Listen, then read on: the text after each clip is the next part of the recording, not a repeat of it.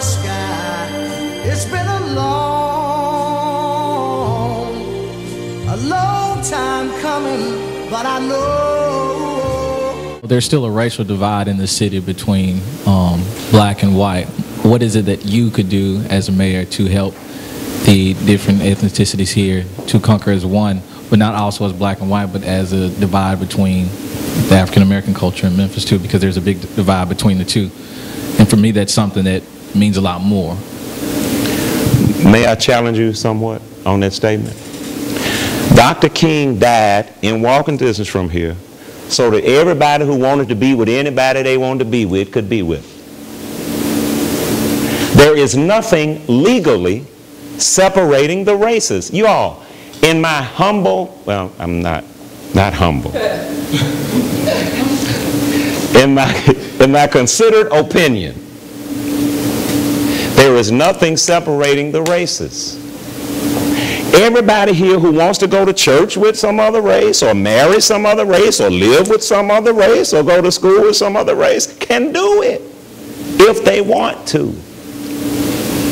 If they want to, they can. Think about this. So there is not a divide per se like there was when Dr. King was killed. The divide then was legally imposed, right? The divide now is voluntary. Come on, y'all. Now, everybody who wants to be with somebody else is going to have to take some kind of risk, right? But that's up to the individual. All I can do as mayor is set the tone. Trust me.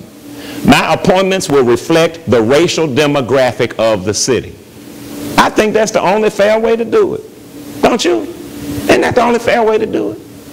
Whatever percentages are in Memphis, if it's 10% Hispanic or whatever, then the administration of the city ought to reflect the demographic of the city.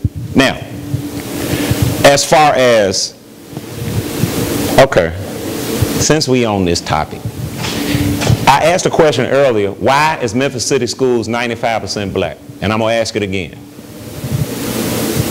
Desegregation was put into effect, what, 1973 in Memphis? And when I went to school, it was mixed. It was mixed. What happened? What happened? And today, basically, the white kids who are in the system are the ones whose parents can't get them out. Basically. Now, there are some who are there because they want to be, but that's not the majority. Why is Memphis City Schools 95% black today, going on 96%? How did it get that way, y'all? And how's that? Y'all started moving in, and what happened? Okay, y'all, this is not rocket science. And anybody who says, well, we need a mayor who can bring the races together, no. You need a pastor to bring the races together, if that's what you're looking for. I'm not running to be the pastor. I'm already a pastor. I ain't trying to be the pastor of the city. We don't need more kumbaya. We need persons to take personal responsibility for their community, whatever race they are. You feel me? Y'all, tell the truth.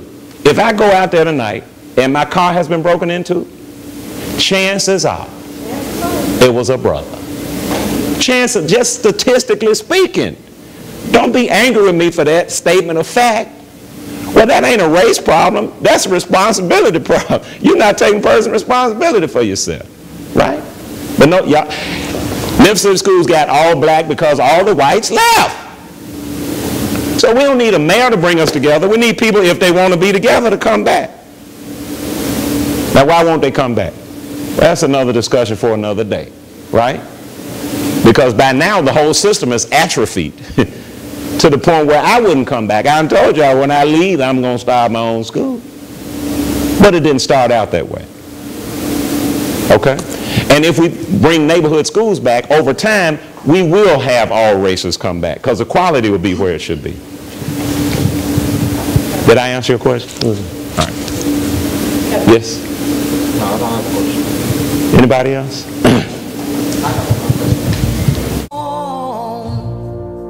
A long time coming, but I know a change gonna come. Oh, yes it will.